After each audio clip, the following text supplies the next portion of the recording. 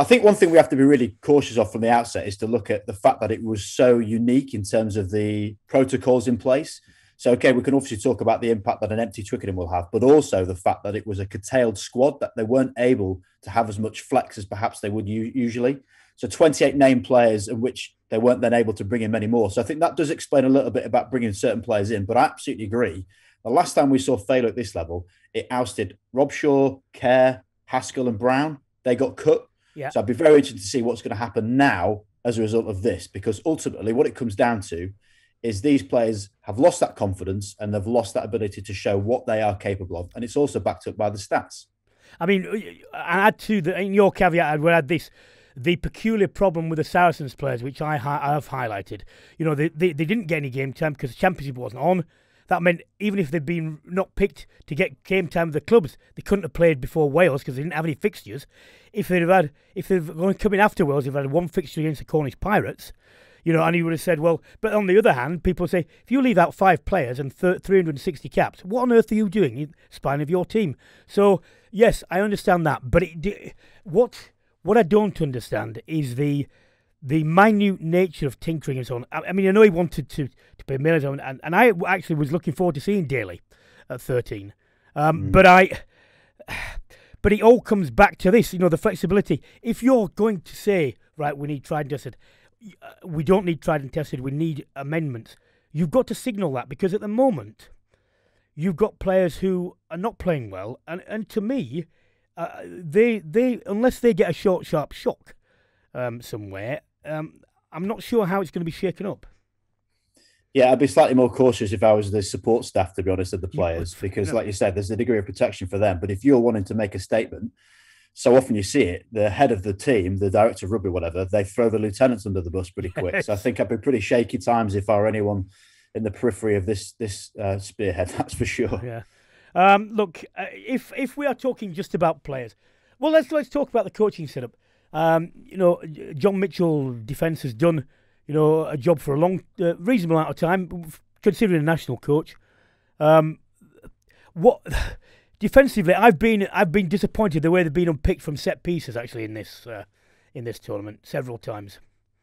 Yeah, and the fact that so many breakdowns have been penalised as well. That's something that we can't avoid talking about. That's the discipline issue, isn't it? But that's part of your defensive mindset. That's nothing to do with your attack. Yeah. So I think there's a massive question to be asked there, certainly. Attack wise, I'm never quite sure who's in charge of attack at the moment. Well, it is Simon Amo on paper, yes, and that's the thing. And I know Simon. Of course, I've played with him, Simon really well. And he's coached me for years. But I think the one thing that I'm seeing is he hasn't got that freedom. If you look at any one of the Sevens teams that he's produced, the one thing they have is an incredible skill set, and they are willing to play. Now, looking at it statistically, the one game we can highlight has been a reasonable success for the English was against the French, whereby they had far more possession. They had 8 offloads, which actually was a crude total of their other 3 games, believe it or not, and 7 line breaks. This weekend, 3 line breaks, 4 offloads. I mean, how can you get players the skill set of the likes of Billy Vunipola, who is the only one to feature in the top 10 for offloads with 4? They win collisions. Of course they're going to. They do it every single time they carry the ball. But the mindset is different to not think about continuing play. And that's why I fear for playing the likes of South Africa or New Zealand, because if you watch any one of their teams play, offload's almost a prerequisite. If you can get your arms free, it's getting thrown out. I mean, 4 offloads for the whole game's dire. Yeah. Well, I mean, we've shown. I mean, the first French try last week showed this.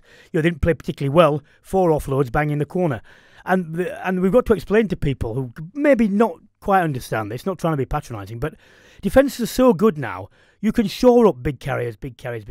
What you can't do is if a man passes out of the tackle, the term is offload used and whatever, he's immediately beyond the gain line. And you are scrambling to try and get him down. If you get him down again and he does another one, your defensive line has possibly gone 10 metres, 20 metres back.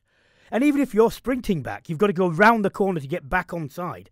And these are almost impossible to stop, when they get going. So that's why they are so valuable. The offloading stats are so important because they mean you get clean breaks, and clean breaks should mean, if they're finished off properly, should mean points. So, that's the point. Is there any more to say about England until something happens? I'm not sure there is. Just not Well, good I can enough. Really. back up the argument a bit more. They're fifth for offloads in the championship. They're also fifth for the amount of carries. They're fourth for broken tackles, and they're fourth for the most knock-ons. Yeah, skill set's not good enough. I mean, one's reflective of the other. You don't get on the front foot. You make more mistakes, etc. Etc. Penalties. Now, see, the penalties is a big issue because that's not just about being under pressure. It's also about how and when and where you give them. Whether you give 4 in succession, as they've done in several games. How are you? How you do?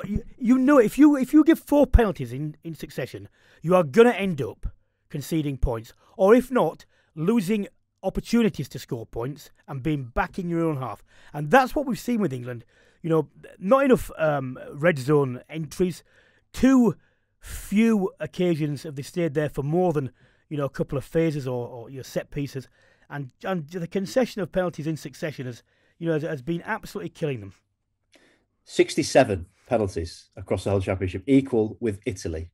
And the magnitude of this is every single time you give away a penalty, bearing in mind how hard you work to get the ball, you've given it away. Yes. 67 times. That is Rob, mind-blowing. Rob, you add to that the number of kicks. Because people don't understand this. If you kick the ball, you're right, you might end up further down the field defending, but you haven't got the ball anymore unless you catch it again. I mean, I know that sounds stupidly simple, but that is a turnover. It's a turnover as much as anything else. Yeah, I think Eddie sees it as a way of gaining territory, then competing for possession. Actually, I got to defend them here, that they are the same as they were in the French game, but they actually kicked away less than 10% of their possessions. Yeah.